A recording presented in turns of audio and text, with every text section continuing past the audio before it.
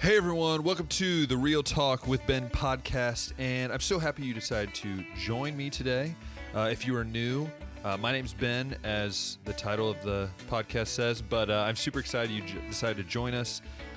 And if you're new, this is a podcast that just talks about different things from my ministry here in Hungary as a missionary, then to things back home, to personal thoughts on different things, and I have it's one of those things where I just love doing it, and I hope you enjoy it as well. So with all those pleasantries aside, I'm going to get into today's topic. It was kind of weird because I'm recording this on Thursday, so as you're listening to this, if you're listening on Thursday, this is when I recorded it, because I didn't really know what I wanted to talk about. To be honest, I was kind of just trying to figure out, what could I talk about, what's on my heart, and kind of two things. And so this is kind of going to be an interesting episode, because it kind of plays into two factors because of where I'm at, I think, kind of in ministry. The first thing I want to talk about was yesterday, on Wednesday. I was able to watch Cedarville's chapel. I graduated from Cedarville, as I'm wearing the jacket today, but as many of you know, I love Cedarville, and if you ever talk to me, I'm always going to praise Cedarville for what they did in my life and how they've affected my life. But I also really encourage people looking in colleges. I'll never force you to go anywhere or try to convince you to go anywhere. But I always try to encourage Cedarville, because Cedarville took a very broken young man, individual, and helped mold me into a very godly, or at least hopefully a godly man that is trying to go out and do things for the Lord. And so I think that's, and I say that because yesterday I was able to watch the last chapel of the year for Cedarville students, and I know I mentioned this 2 episodes ago, 3 episodes, I don't really remember. They all get kind of stuck together, but I talked about seniors and the difference of what students are going through. But I specifically am very close with a lot of these seniors at Cedarville. Obviously, being a year apart, I've spent most of the time getting to know them, working alongside them, living alongside them, and so a lot of these seniors have a very near and dear place to my heart. And yesterday, Dr. White, who you also know I admire greatly, I hope to have a bit of what he brings to the table in his life, one day. But they did normally do an SGA chapel for the last SGA chapel, and Dr. White usually speaks at some point, but because of social distancing and just being away, Sarah, the president, was able to be there, but, Zach couldn't be there, so Dr. White filled in, and it was a very powerful chapel. I think it might have been one of the most powerful chapels that I've seen, and not necessarily in the sense of a great spiritual message, because there wasn't really a sermon, but it was the idea of community and what Cedarville stands for. Cedarville stands for, sharing the gospel, living by the gospel, and, having community in the gospel. And that's something that I was really just enamored by yesterday, was just watching it and seeing just the memories that, I was watching some of those videos, and there was videos from, when I was even in school. They were showing different scenes from, and this was during the week as well. They were showing different videos of getting started for these students, and I was a sophomore then, and I was helping out during that time, and one of my former roommates is graduating this year, and a couple of my really close friends are graduating this year, and it's hard to see. It's hard to put into words what you're experiencing, because I know for me, I graduated last year, and I remember what those last 100 days were. Those last, I guess, moments you have on that campus, the last few moments that you have to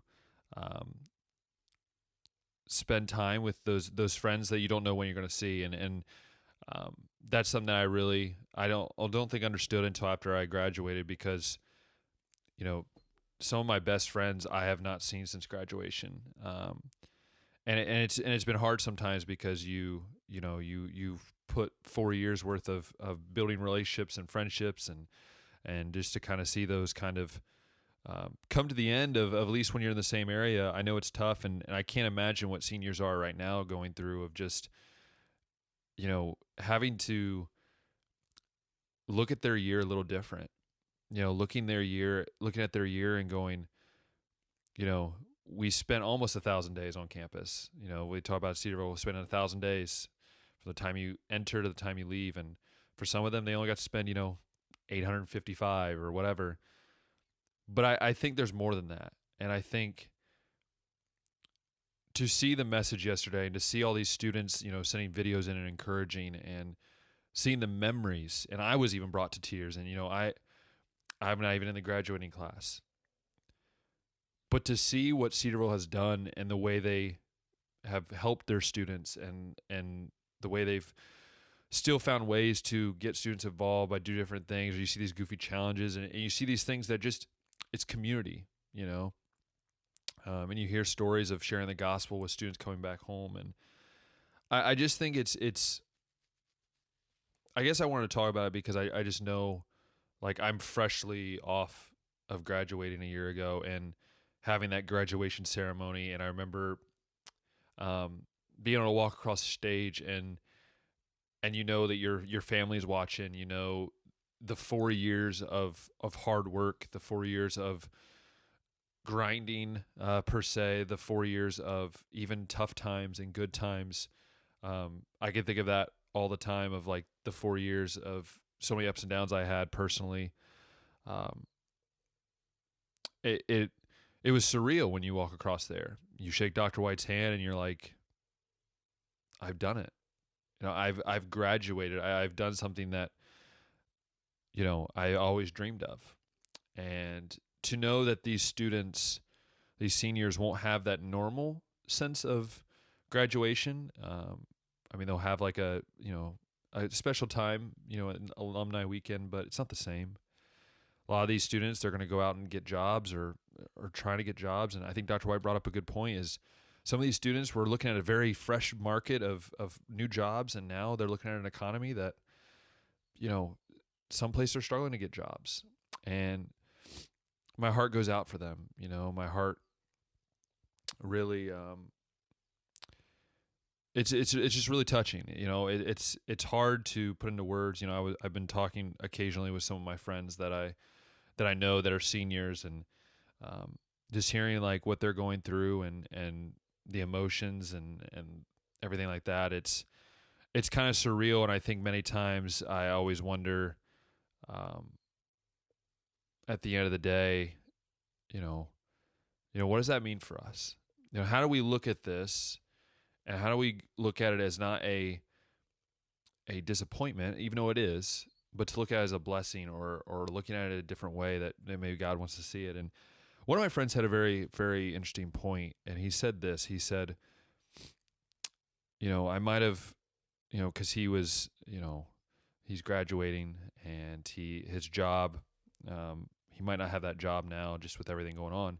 He said something very interesting to me. He said, Ben, I didn't lose my job, or it's not that we're not having graduation. It's that God wanted to put us in a different direction.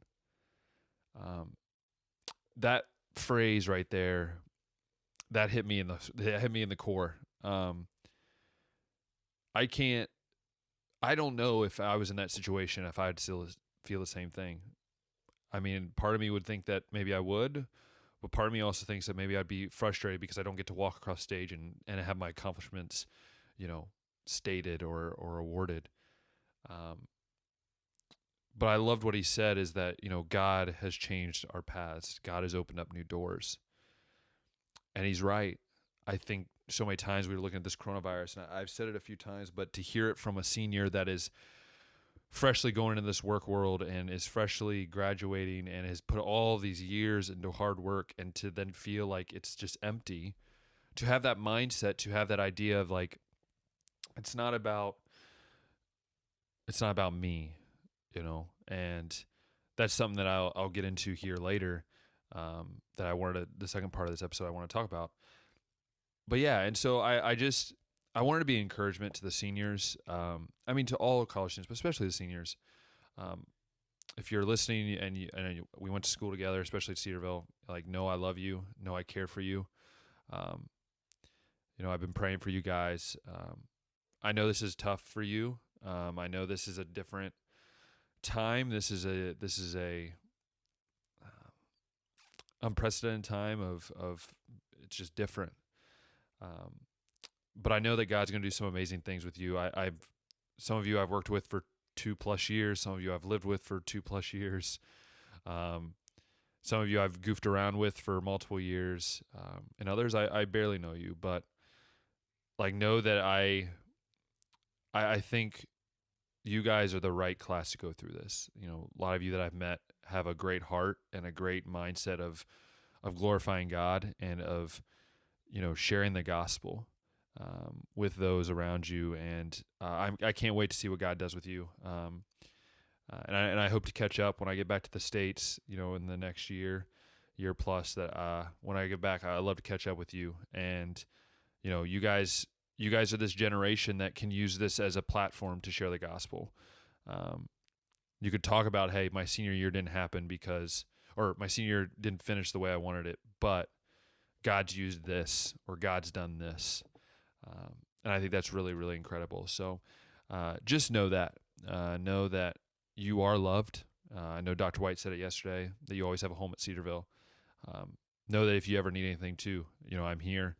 I'm always just a call away, a message away, even when I'm 6,000 miles away. So I love all of you, and the ones that I know, I love you so much, and I care about you guys. So I just want to take this time during the episode, because watching it yesterday got me really emotional, but also just my heart went out. So I wanted to share that with all you all, and I hope you didn't mind me sharing a little bit of my heart. But that kind of leads in, it sort of leads in, not really, but leads into kind of what I want to talk about.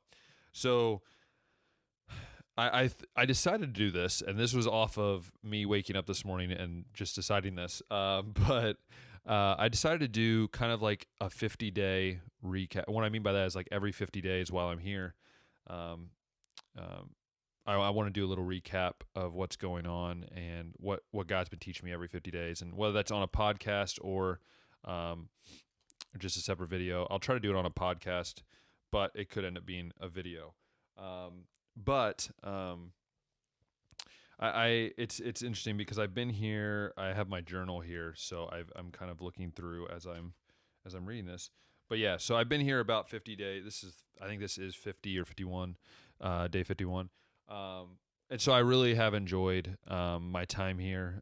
It's crazy that sounds. I've really enjoyed spending my time here in a country that I love, in a country that I consider second home, consider a place that, my heart has always been and always will be. But anyways, obviously I came back in the beginning of March, and before all this hit, about 2 weeks before this all started hitting, at least Europe, before it started hitting Europe. And, the reason why I want to do these 50, every 50 days is because I want to talk about, like, things God has been teaching me, and things that God has been challenging me with. And I hope that, that's an encouragement to you all. So yeah, that's what I want to do. I want to just, spend some time, just sharing those things. So, what has God been teaching me these last 50 days? That's a great question. I feel like I could talk about the last 6 months, but yeah, we'll keep it to when I'm here. But no, God has really been teaching me two main things, and they kind of intertwine. But two main things, when I got here, before I even got here, when I was flying over and I was in airports and just waiting to get here. There was many times where I was just thinking like, what's it going to be like? What am I going to be doing? Like I had an idea what I was going to be doing, but like, I had this other idea of like, man, I want to do this. I want to, go to Budapest with my friends. I want to like hang out at their houses, all these things. And like, I want to do ministry this way. I want to be able to help out with different things and, um, help with children's ministry, but also do some cool things. And I had all this mindset. I had all these like things that I wanted to accomplish. Um, but some people might say, well, those are goals. I'm like, no, I don't think they were goals in my head. I think they were like, this is what's going to be done, and I'm going to make it happen, because that's comfortable for me, and that's something that I enjoy. But I soon realized within the first week and a half, that God was even shifting my plans then. I ended up doing a little different than what I thought I was going to be doing with LCM. I didn't know I was going to be doing as much like doing lessons. I thought maybe I'd be doing more hands-on ministry. And so I ended up focusing, obviously that switched. And then, I always forget that, we're all working. So friends aren't not as we're not able to hang out as much. I mean, we still hang out, but, it's different. And so there was a lot of things that were different at the beginning. And then when this whole coronavirus thing hit, and when things started changing here, and we, they shrunk to spring break, and then eventually, obviously made the transition to send students home. My whole mind and my whole, I think, the way I was living was just shattered. I really truly feel like it was shattered, because I'm sitting there going like, it was so nice to be able to know that I was at least able to do these things, and to hang out with people, and to like even do fun things in the office where like I could like talk about like, hey, let's do this idea or this, or do some video editing and stuff. And be able to hang out with friends, go to staff houses, and all these different things, go out to eat, or whatever. But when this all happened, and we were kind of told, hey, one, you're not going to be moving to an apartment anytime soon. That's another thing. I was looking forward to moving to an apartment. You're gonna be quarantined here in the castle, and I think we're on week 5. I think I've been here without leaving, 4, 5, something like that. So, but anyways, at that time, I was really frustrated, and I don't think I really shared it with many people. I think I kind of kept it to myself. I was really frustrated. I was kind of like, I don't understand. I don't get why, I'm feeling this way. And then after I was reading that book that I shared with you guys, Goliath Must Fall by Louis Giglio. I have it down here, sorry. So after, I was reading that book, and it talked about comfort, and how comfort can become a giant in your own life. I was realizing that comfort had become an idol. I realized that comfort has become, and I didn't realize it, because when I was in the States, I was just doing things I loved. I was raised in support, and I was doing things, and I thought I had still the same mindset. But I think over time, as the more money came in, as I got more, more support, and as I was getting closer, I think that kind of shifted to like, okay, I'm comfortable now. Like, I like this. I like what's going on. And so, yeah, I think when all this hit, my comfort was stripped. At least my earthly comfort was stripped, and my secular comfort was stripped. And I was angry, and I was frustrated, and I didn't understand why.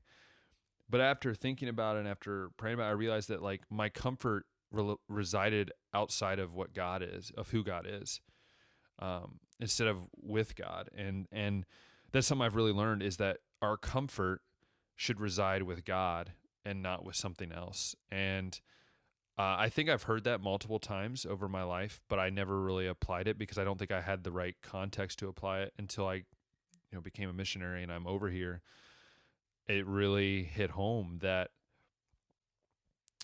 my comfort was always in something else other than God, and that shouldn't be. And so that's something that God's really taught me, and He's kind of broke me down. It's at times He's definitely challenged me. And there's things I know I can be better at, I think I was getting, even now, like I've talked with some of the people that I'm staying here with, and like I realize that maybe I've been a little more distant than I normally am. And if anybody knows me, that sounds crazy, but I think I have been a little bit. I've been just trying to figure out life and just figure out what's going on in my own life. But that's no excuse to not be able to do more with the students and with other staff that are here. So learning how to do that and like becoming that is part of the idea of kind of being comfortable in what God has given you, and part of that is where I'm living and being more involved in a sense.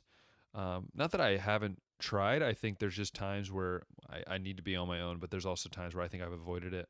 But that's like the main thing that God's taught me over these 50 days. I think the other thing that God has kind of taught me, in a sense, is that ministry is not, and that's why it's intertwined. Ministry is not what we see; it's what God sees.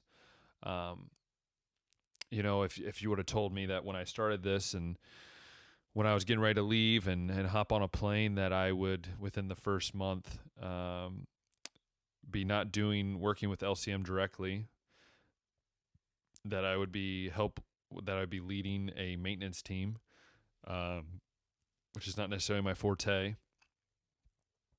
and that I wouldn't be allowed really to be in the office at all, to be not living in an apartment, to be not doing ministry the way I thought it was going to happen.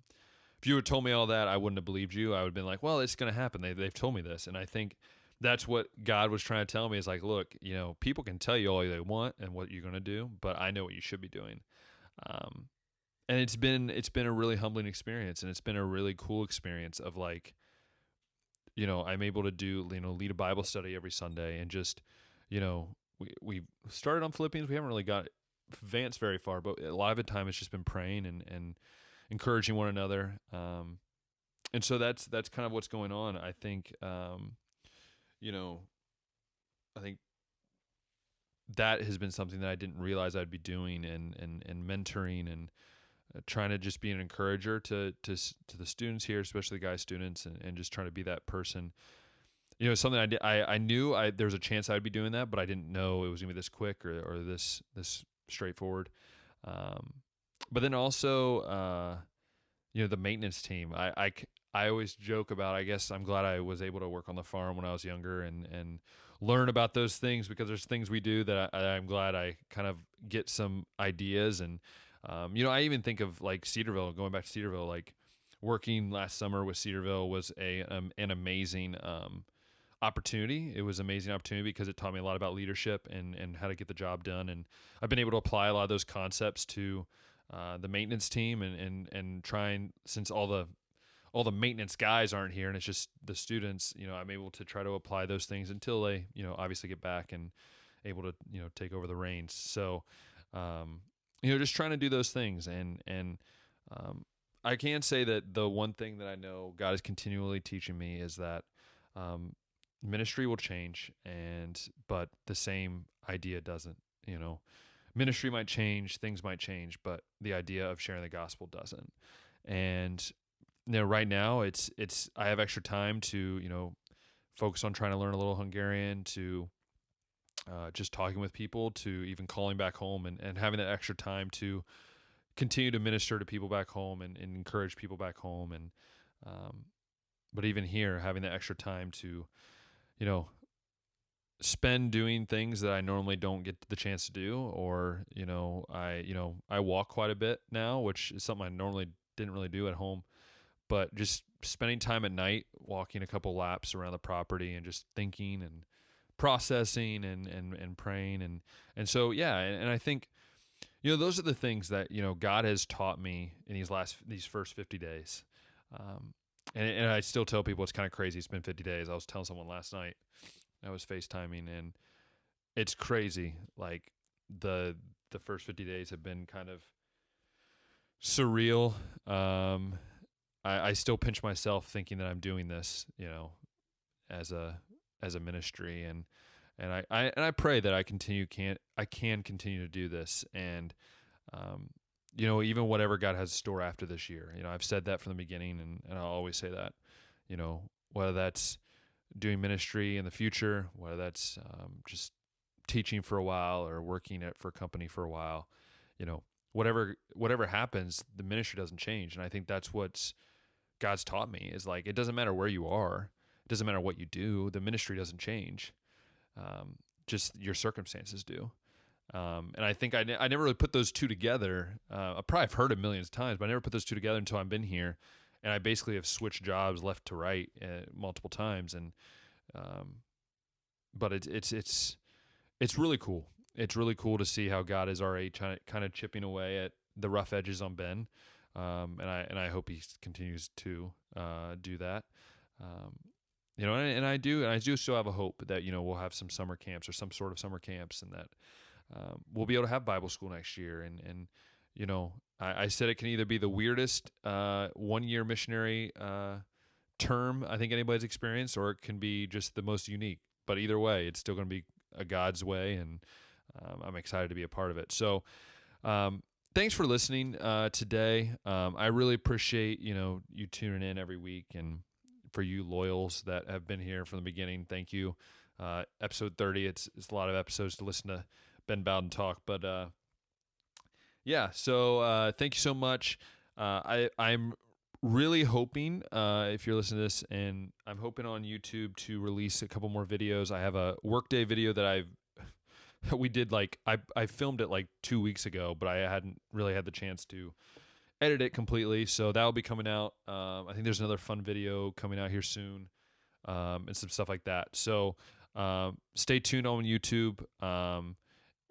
If you want to stay tuned on there, go ahead and like and subscribe, because that will show me you like this video, this podcast episode, but then also that you'll subscribe to the channel so that you can stay in tune with these fun videos that are coming through. I also have a couple other great video ideas that I'm kind of working through right now.